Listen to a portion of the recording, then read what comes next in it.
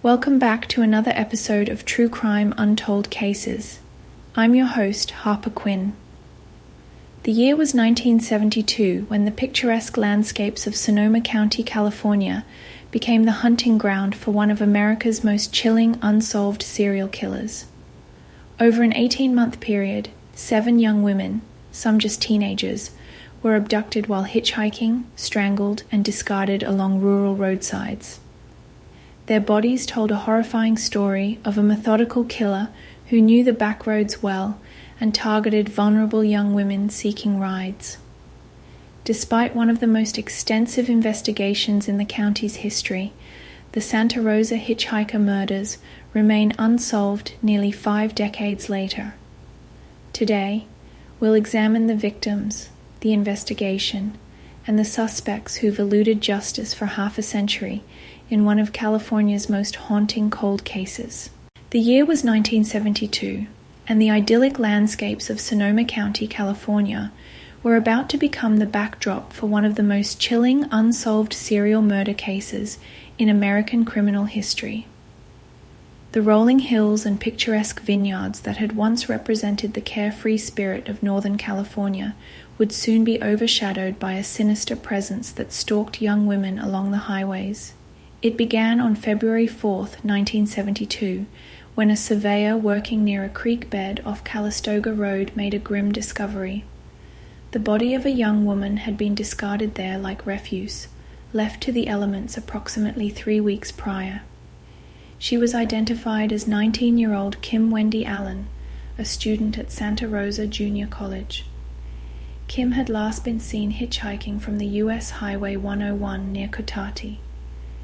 The autopsy revealed she had been bound at the ankles and wrists with what forensic experts determined was a cord fashioned from a material similar to a macrame rope. The cause of death, strangulation. But what disturbed investigators further was evidence suggesting she had been kept alive for some time after her abduction, subjected to horrific sexual assault before her death.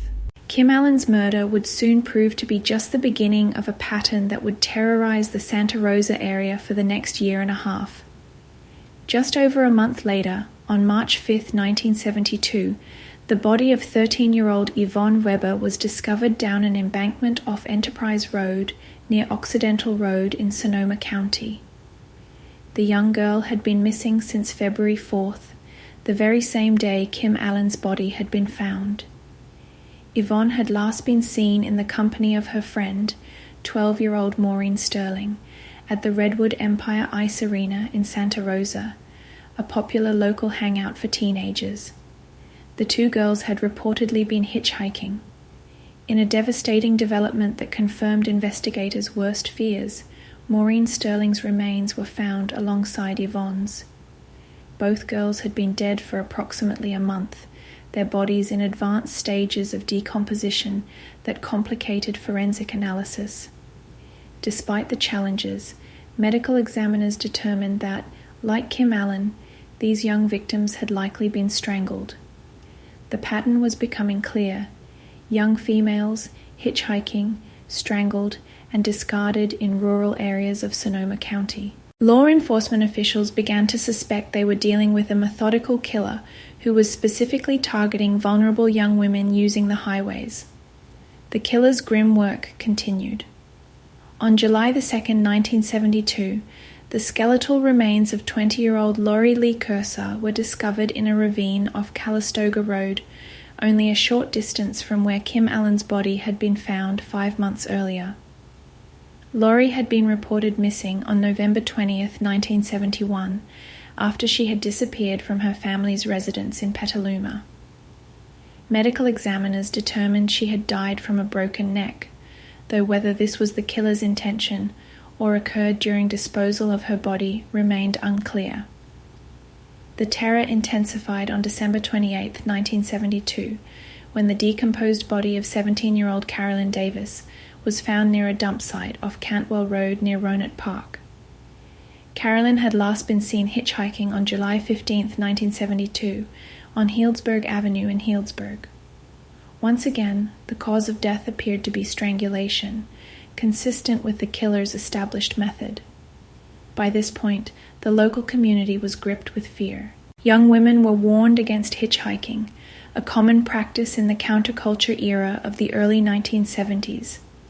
Parents kept closer watch on their daughters, and local newspapers ran regular updates on the investigation. But despite increased vigilance, the killer continued to find victims. On February 9, 1973, the partially clothed body of 23-year-old Teresa Walsh was discovered in a creek near Sebastopol Road, west of Santa Rosa. Teresa had last been seen hitchhiking from Zuma Beach in Southern California, presumably attempting to make her way north. Like most of the other victims, she had been strangled. The last known victim was discovered on July 6, 1973, when the decomposed remains of 20-year-old Jeanette Kamahele were found in a rural area north of Santa Rosa. Jeanette had disappeared on April 25, 1973, after telling friends she was going to hitchhike to classes at Santa Rosa Junior College. She never arrived. In total, 7 young women, ranging in age from 12 to 23, became victims of what the press had begun to call the Santa Rosa Hitchhiker murders. All had been hitchhiking when they disappeared. All had been strangled or suffered broken necks. All had been discarded in rural areas of Sonoma County, often near creek beds or water sources. The investigation that followed was one of the most extensive in Sonoma County history. Detective Sergeant Frank Salomon of the Sonoma County Sheriff's Office led the effort, coordinating with other law enforcement agencies, including the Santa Rosa Police Department, the California Highway Patrol, and eventually the Federal Bureau of Investigation. Investigators worked tirelessly, interviewing hundreds of potential witnesses, following up on countless leads, and scrutinizing every piece of physical evidence recovered from the crime scenes. They established a pattern. The killer appeared to be targeting young females who were hitchhiking alone or in pairs. He likely used a vehicle to transport his victims to secondary locations where the assaults and murders took place, before disposing of their bodies in remote areas. The geographical pattern of the body dump sites suggested the killer had intimate knowledge of Sonoma County's rural landscape.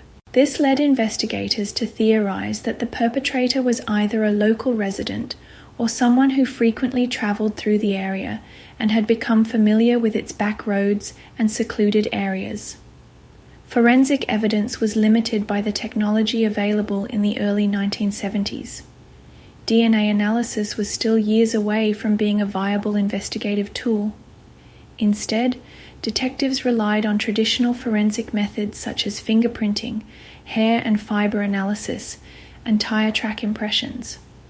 But the remote locations of the body dump sites and the often advanced state of decomposition of the victims made gathering usable evidence extremely challenging. One of the most promising leads came from witnesses who reported seeing Kim Allen, the first confirmed victim, getting into a van or pickup truck with a camper shell near where she was last seen hitchhiking. The vehicle was described as being light-colored, possibly white or tan, but descriptions of the driver varied considerably.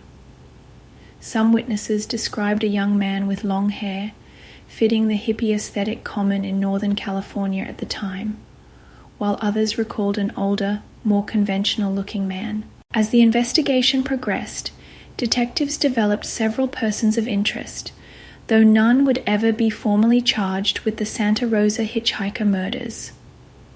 Among the most notable suspects was Arthur Lee Allen, a Sonoma County resident who would later become the prime suspect in the infamous Zodiac killings. Allen had a history of sexual offenses and lived in the area during the time of the murders. However, investigators could never establish a concrete link between Allen and any of the hitchhiker victims. Another person of interest was Ted Bundy, one of America's most notorious serial killers. Bundy was known to have been in Northern California during some of the time period when the Santa Rosa murders occurred, and his method of approaching young women and his victims' demographic had similarities to the Sonoma County cases. When interviewed in prison years later, Bundy denied involvement in the Santa Rosa killings, though he was known to be deceptive about his crimes. Perhaps the most compelling suspect was Frederick Manali, a 41-year-old creative writing instructor at Santa Rosa Junior College. Manali taught at the same school Kim Allen and Jeanette Kamahaley attended, potentially providing him with access to at least two of the victims. What raised investigators' suspicions was Manali's death in a car accident on May 1, 1973, just days after Jeanette Kamahaley's disappearance and notably, the last of the known Santa Rosa hitchhiker murders. After Manali's death, investigators discovered disturbing writings in his home that suggested an obsession with violence against women. Some of these writings appeared to reference details of the hitchhiker murders that had not been made public. However, without Manali alive to question, and with limited forensic evidence, detectives could never conclusively link him to the killings. The investigation was further complicated by the possibility that not all of the murders were committed by the same person. While there were clear similarities in victim selection, cause of death, and body disposal methods, there were also inconsistencies that suggested the possibility of a copycat killer or even multiple unrelated perpetrators taking advantage of the same vulnerable population of hitchhiking young women. As months turned into years with no arrests, the case began to cool. By the mid-1970s, active investigation had been significantly scaled back, though the case was never officially closed. Detectives would periodically revisit the evidence when new investigative techniques became available or when similar crimes in other jurisdictions prompted a fresh look at the Santa Rosa murders. In the 1990s and early 2000s, advances in DNA technology offered new hope for solving the decades-old case. Cold case investigators extracted DNA samples from evidence that had been preserved since the original investigation. These samples were run through the Combined DNA Index System, CODIS, a national database of DNA profiles from convicted offenders, unsolved crime scenes, and missing persons. Unfortunately, no matches were found. The impact of the Santa Rosa hitchhiker murders extended far beyond the immediate tragedy of the 7 young lives cut short. The case fundamentally changed the culture of the region, marking the end of an era of innocence and trust.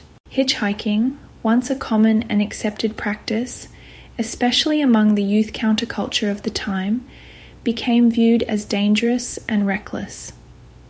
Parents in Sonoma County and throughout Northern California became more protective of their children, especially their daughters.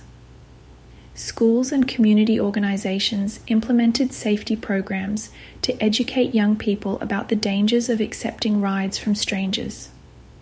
The murders served as a harsh reminder that even in seemingly idyllic communities, predators could be lurking. For the families of the victims, the lack of resolution has meant decades of unanswered questions and justice denied. Many of the parents of the youngest victims have since passed away, never knowing who took their daughters' lives or why. The Santa Rosa hitchhiker murders also had a significant impact on law enforcement procedures and interagency cooperation. The case highlighted the challenges of investigating crimes that crossed multiple jurisdictions and the importance of coordinated efforts between different law enforcement agencies. It also underscored the limitations of forensic science in the pre-DNA era and the difficulties in solving cases with limited physical evidence. In the years since the murders, numerous books, documentaries, and podcasts have explored the case, keeping the memory of the victims alive and occasionally generating new leads for investigators. Amateur sleuths and true crime enthusiasts continue to debate theories about the killer's identity and whether he might have been responsible for similar crimes in other parts of California or beyond. One persistent theory suggests a possible connection between the Santa Rosa hitchhiker murders and the notorious Zodiac killer, who terrorized the San Francisco Bay Area in the late 1960s and early 1970s. The geographical proximity and overlapping time frames of the two series of killings have led some to speculate that they might be the work of the same individual. However, the Zodiac's known victims were often couples rather than solo females, and his methods typically involved shooting or stabbing rather than strangulation. Additionally, the Zodiac was known for sending taunting letters to the press and police, a behavior never exhibited by the Santa Rosa killer. Another theory proposes links to other serial killings in California during the same general time period, such as the Co-Ed killings, perpetrated by Edmund Kemper in Santa Cruz between 1972 and 1973. Kemper, who murdered 6 college students, his mother, and his mother's best friend, also targeted young female hitchhikers. However, Kemper was in custody by April 1973, before the disappearance of Jeanette Kamahele, the last known Santa Rosa victim. Despite these theories and decades of investigation, the Santa Rosa hitchhiker murders remain officially unsolved. The case files remain open, and Sonoma County detectives still occasionally receive tips or new information that prompts renewed investigation. In 2011, nearly 40 years after the first murder, the Sonoma County Sheriff's Office announced they were re-examining evidence using advanced DNA technology not available during the original investigation. While this generated new hope among the victims' families and the community, it has not yet led to the identification of the killer or killers. The passage of time has complicated efforts to solve the case. Many of the original investigators have retired or passed away, taking with them valuable institutional knowledge about the murders. Witnesses' memories have faded, and some potential physical evidence has degraded despite best efforts at preservation. Yet the case continues to haunt Sonoma County and remains one of California's most enduring murder mysteries. For many residents who lived through that frightening period in the early 1970s, the memory of the Santa Rosa hitchhiker murders serves as a dark chapter in the region's history, a reminder that even in the most beautiful places, unspeakable evil can lurk just beneath the surface. The victims, Kim Allen, Yvonne Weber, Maureen Sterling, Laurie Cursor, Carolyn Davis, Teresa Walsh, and Jeanette Kamahele, are more than just names in a cold case file. They were daughters, sisters, friends, and students whose lives were cut tragically short. Their stories serve as a somber reminder of the vulnerability of young women and the devastating impact of violence on communities. For investigators who have worked on the case over the decades, the Santa Rosa hitchhiker murders represent an enduring challenge and an open wound in their professional careers. Many have expressed frustration and regret at not being able to bring closure to the victims' families or justice to the perpetrator. Detective Sergeant Frank Salomon, who led the original investigation, carried the weight of the unsolved cases until his retirement. In a 1991 interview with the Santa Rosa Press-Democrat, he reflected, "These cases never really leave you. You carry them home every night, and they stay with you long after you've turned in your badge. I still think about those girls and what they suffered. I still wonder if there was something we missed, some clue that would have led us to whoever did this." The geographical and temporal patterns of the murders have been extensively analyzed by criminal profilers and forensic psychologists over the years. Most agree that the killer was likely a white male between the ages of 25 and 40 at the time of the murders, who had a vehicle and sufficient privacy to commit the assaults and murders without detection. The fact that he was able to overpower victims, including when they were in pairs, suggests he was physically strong and possibly used a weapon or threat to gain compliance. The killer's apparent knowledge of remote locations suitable for disposing of bodies indicates he was familiar with Sonoma County's geography, either as a resident or frequent visitor. The consistent use of strangulation as the method of murder suggests a desire for direct physical control over victims, and possibly indicates a sexually motivated crime where the perpetrator derived gratification from the act of killing itself. The methodical nature of the crimes, the selection of hitchhiking victims, the sexual assaults, the strangulation, and the careful disposal of bodies points to a predator who planned his attacks and took precautions to avoid detection. This level of organization, combined with the apparent ability to appear trustworthy enough that young women would willingly enter his vehicle, suggests someone who could maintain a normal facade in everyday life.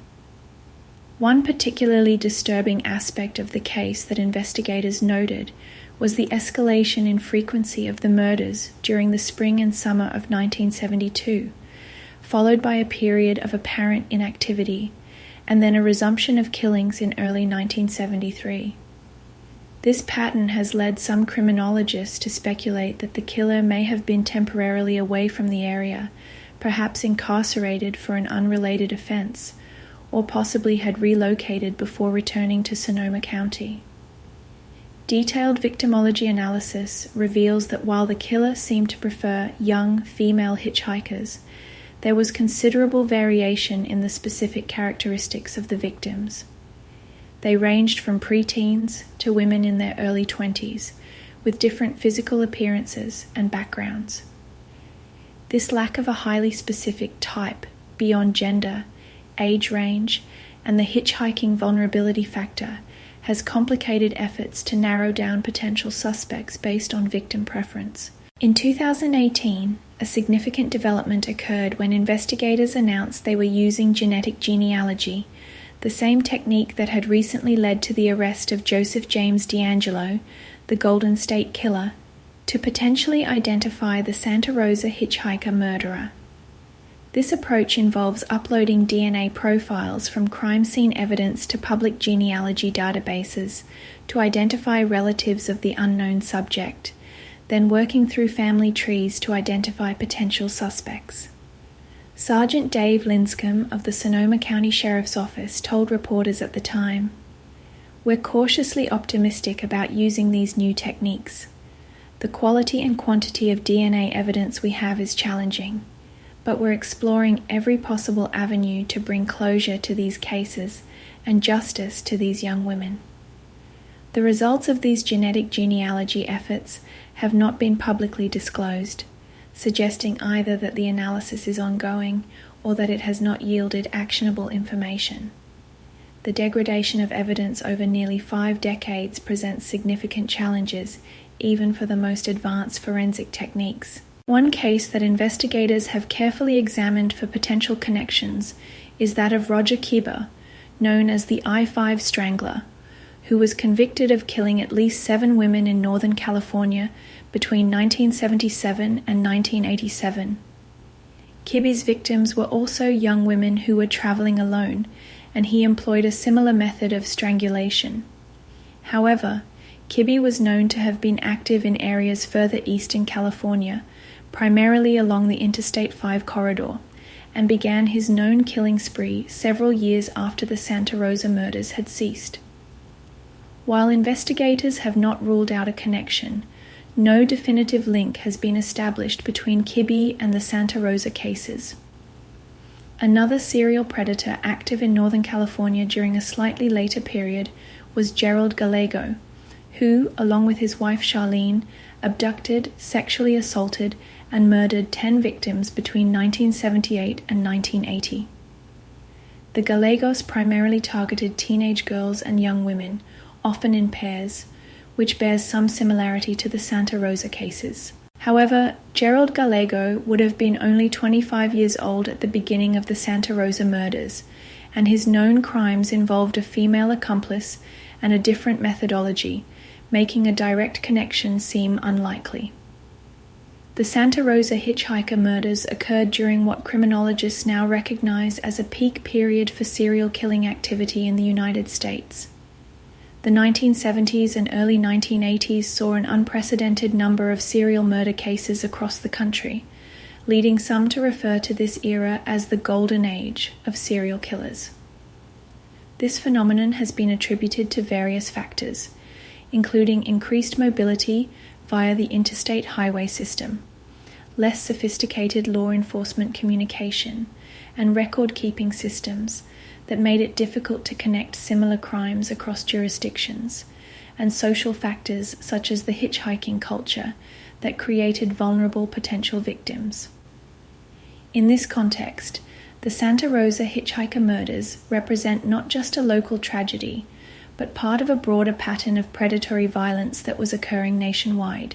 Other notorious serial killers active during roughly the same period included Ted Bundy, John Wayne Gacy, Kenneth Bianchi and Angelo Buono, the Hillside Stranglers, and David Berkowitz, son of Sam, among many others. The cultural impact of the Santa Rosa hitchhiker murders extended beyond just the local community. The case received national attention and contributed to a growing awareness of the dangers faced particularly by young women in American society. The murders occurred at a time of significant social change, when traditional boundaries and protections were being challenged by the counterculture movement, women's liberation, and changing sexual mores. Hitchhiking, which had been widely practiced and generally considered safe in the more trusting society of previous decades, became increasingly viewed as dangerous following publicity around cases like the Santa Rosa murders. Public service announcements warned young people about the dangers of accepting rides from strangers, and parents became more vigilant about their children's whereabouts and activities. For the community of Santa Rosa and surrounding Sonoma County, the murders marked a loss of innocence.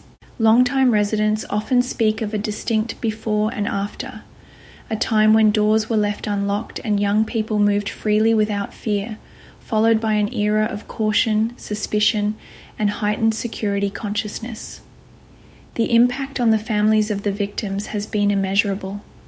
Laurie Curser's mother, Ruth Curser, spent decades seeking answers about her daughter's death.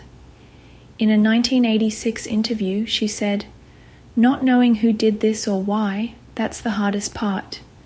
You can't ever really put it behind you when there are so many unanswered questions." Maureen Sterling's father, James Sterling, became an advocate for improved communication between law enforcement agencies after learning that vital information about his daughter's case had not been effectively shared between different jurisdictions. If they had been talking to each other, connecting the dots sooner, maybe some of these other girls might have been saved, he told a reporter in 1979. Kim Allen's sister, Pamela, has maintained contact with investigators over the decades, providing DNA samples and regularly checking for updates. Kim was studying to be a forestry ranger, she recalled in a 2012 interview. She loved nature and wanted to work outdoors protecting the environment. She had her whole life ahead of her.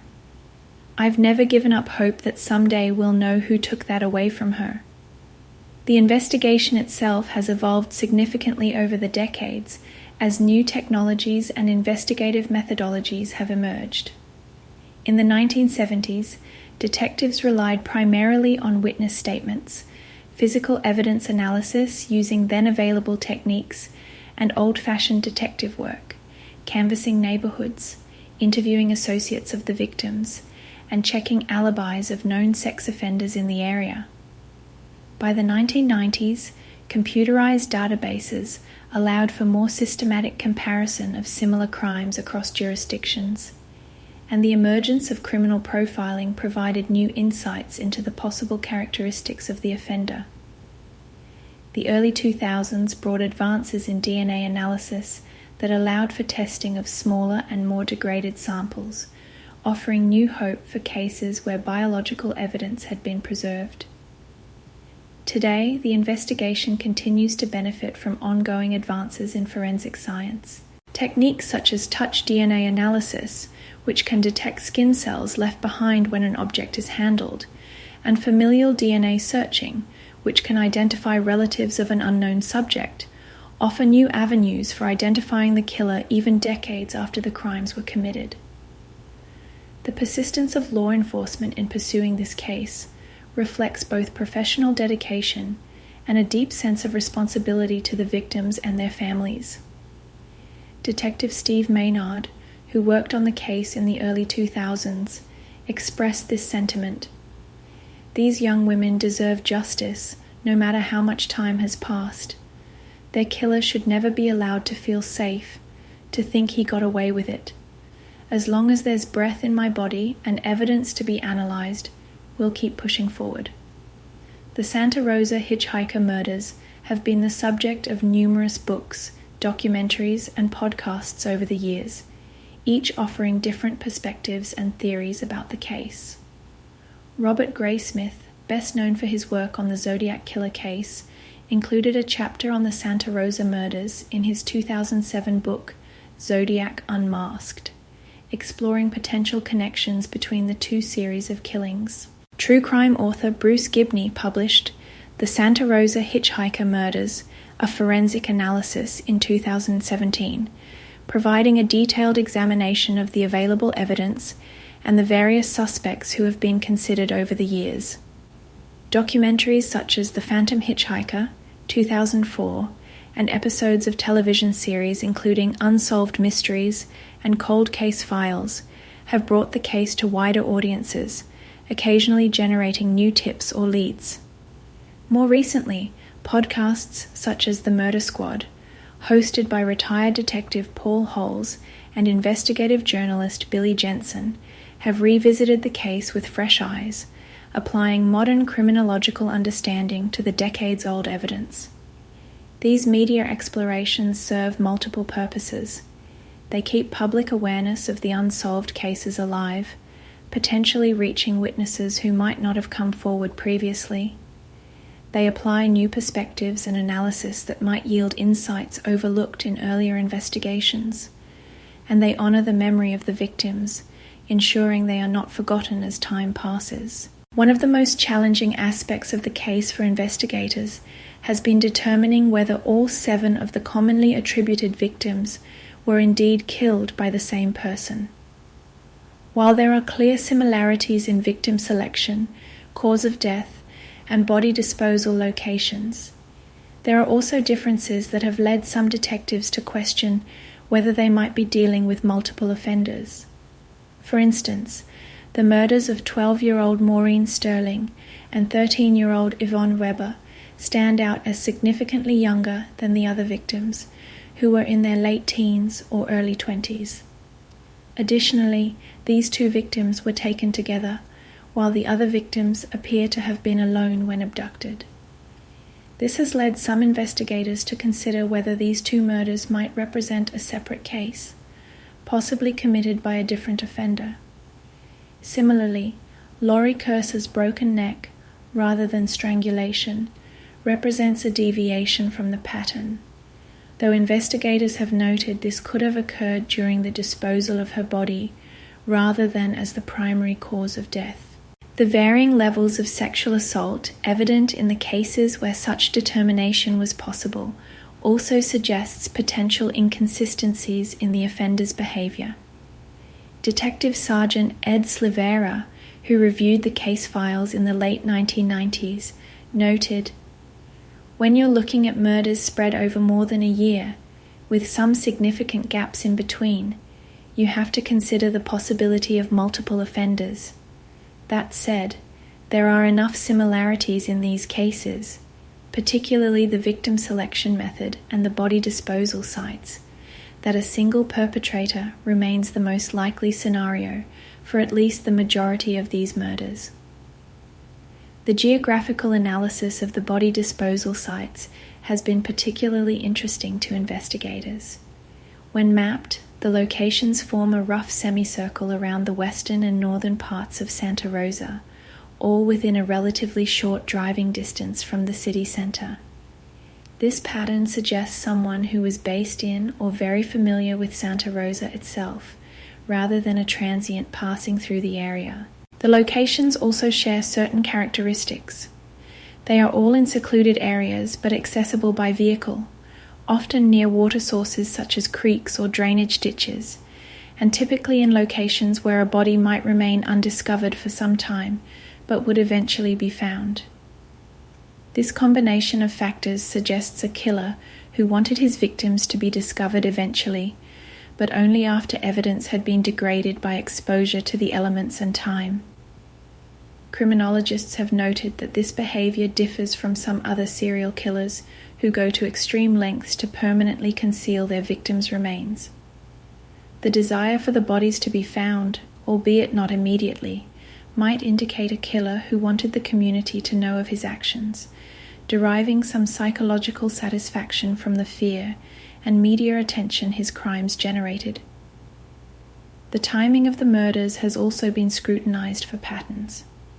Several of the victims disappeared during weekend periods, suggesting the killer might have had regular employment that limited his hunting to weekends. Others, however, went missing on weekdays, complicating this theory.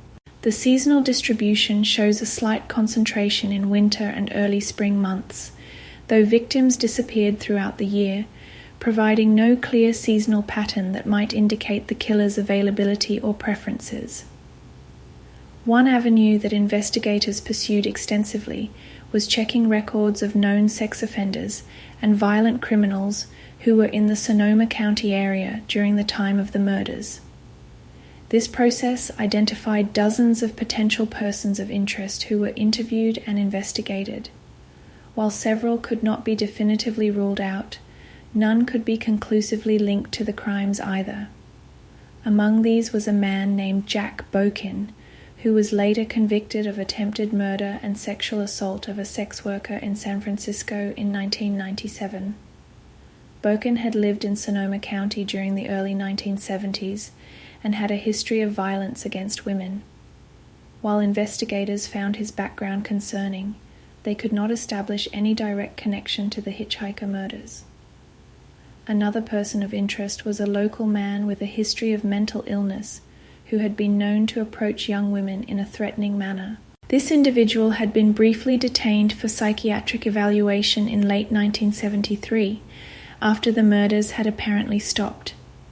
While this timing was intriguing, no physical evidence could be found linking him to any of the victims.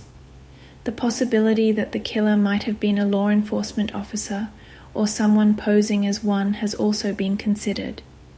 Young women who might otherwise be cautious about accepting rides from strangers might be more trusting of someone who appeared to be in a position of authority. Several witnesses reported seeing vehicles that could have been unmarked police cars in the vicinity of locations where victims were last seen. This theory, while compelling, has never been substantiated with concrete evidence. As the case approaches its 50th anniversary, the chances of a conventional resolution through traditional investigative means grow increasingly remote. Witnesses have died, or their memories have faded beyond reliability. Physical evidence, while preserved as carefully as possible, has degraded over time. Many of the original investigators have retired or passed away, taking with them nuanced understanding of the case that may not be fully captured in written reports. Yet there remains hope that modern science might yet provide answers. The use of advanced DNA techniques, including genetic genealogy, offers the possibility of identifying the killer even decades later, as has been demonstrated in other cold cases of similar vintage. The success in 2018 in identifying the Golden State Killer through genetic genealogy after more than 40 years has reinvigorated efforts to apply similar techniques to other long unsolved cases, including the Santa Rosa Hitchhiker murders. In 2019, the Sonoma County Sheriff's Office established a dedicated cold case unit with specific focus on the Hitchhiker murders. This team has been systematically reviewing all available evidence, re-interviewing surviving witnesses, and exploring applications of the latest forensic technologies to the preserved evidence. While they have not announced any breakthroughs, the continued allocation of resources to the case demonstrates an ongoing commitment to finding justice for the victims. For the community of Santa Rosa and Sonoma County, the unsolved murders remain a haunting presence, a reminder of a dark chapter in the region's history that has never been fully closed. Local residents who lived through that era still speak of how it changed their perception of safety and community trust. Parents who raise children in the aftermath of the murders often cite the case as a reason for their protective parenting styles, a mindset that has been passed down to subsequent generations. The locations where the victims' bodies were found have largely been transformed by development and the passage of time. Areas that were once remote rural roads are now surrounded by housing developments or commercial properties.